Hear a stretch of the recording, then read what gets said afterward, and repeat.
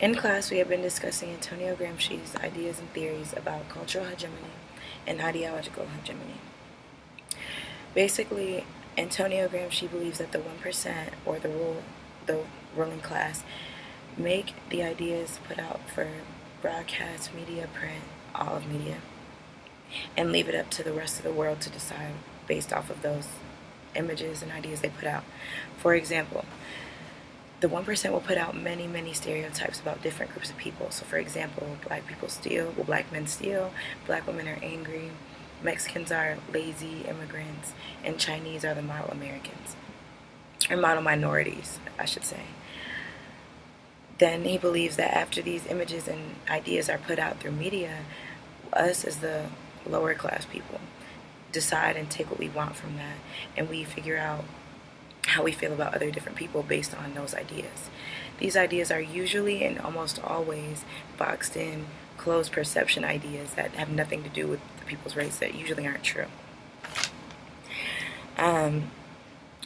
We also have been talking about critical Marx theory in cultural studies.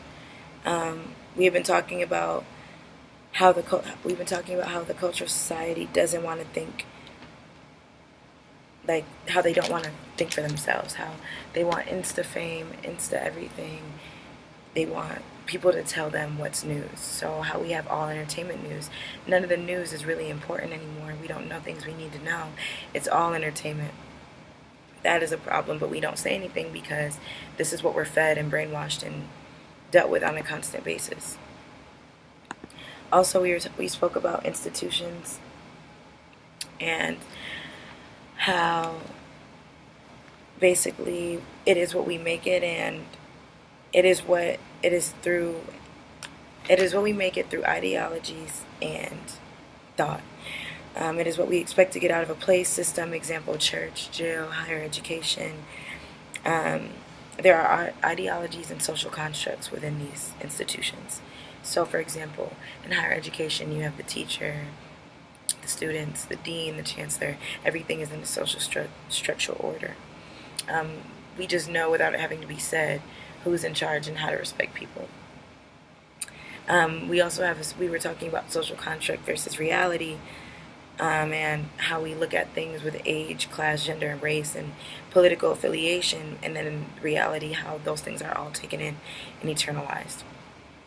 We spoke about capitalism, and about how it's good or bad. I feel like if capitalism is good, it's a sink or swing method. Either you take the tools and everyone has an equal chance to make money that they need and become successful through capitalism, and the people that don't take advantage of that stay at the bottom of the food chain. I do feel there are flaws in the system of capitalism. People aren't starting out at the same base, so it's not an equal playing field. It's like starting a race and someone's already 200 meters in front, and then you're expected to catch up and win the race still. It's not impossible, but it is hard to do if you don't have the right tools and technology. So for example, a white privileged student whose parents both went to graduates and got their PhDs and have connections is going to have an easier time getting into college and going to college than a person who is going to an underprivileged inner city school who hasn't even seen that isn't a possibility for them. We also spoke about power and how money is power. Unfortunately, money is the root of all evil, but money is power. If you have money, you can start what you want to start. You can do what you want to do. You can know who you want to know. It just gives you all about that.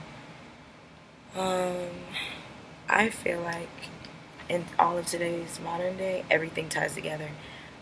Capitalism ties in with power. If you understand the system of capitalism and you've conquered that, you're going to have power because it's going to give you the wealth you need to get power. If you have power, you're in that ruling class, that 1% that controls the ideas of hegemony and perpetuates that through social inequalities and social stereotypes and social constructs broadcasted to the masses that affect not only younger children but people of grown age that don't have the mindset or the knowledge to think for themselves.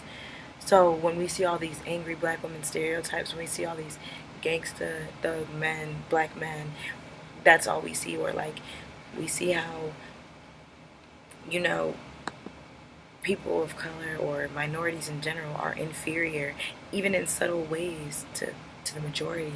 People internalize that. Even in the news, how they only show about 87%, how they show 87 to 90% of black crime, but they only show about 20% of white crime. It's unproportional and it's not fair. So it gives the skewed or misinterpreted or just wrong idea that blacks commit more crimes than whites, when that's not the case. It's just not being reported at the same rate. Same thing with welfare fraud. White people commit more welfare fraud than black people, but the welfare queen stereotype of black women has overshadowed that whole fact. I feel as though social media makes it even worse because then we internalize, as minorities, we internalize these ideas and feel as though that's how we should act or need to act to be accepted, and that's not the case, like, at all. I pray for this generation. I pray that they see all of this as smoke and mirrors, that this is not true, this isn't who they need to be, this isn't what they say about us is not true 100%. And hopefully we can get more college grads so that we can get in the ruling class and we can become some of those gatekeepers that, you know, stop them and say, hey, this isn't true. Hey, people that look like us need to be in those rooms and say, no, this doesn't need to be put out unless we put these out. We don't need to put this victim's mugshot up unless we put this white rapist mugshot up as well. Or we can do a graduation pic of this victim who got shot due to gang violence. And if we're also going to put a class picture of a white rapist, it's not the same. I hope that one day we can see these things and that it can change for the better.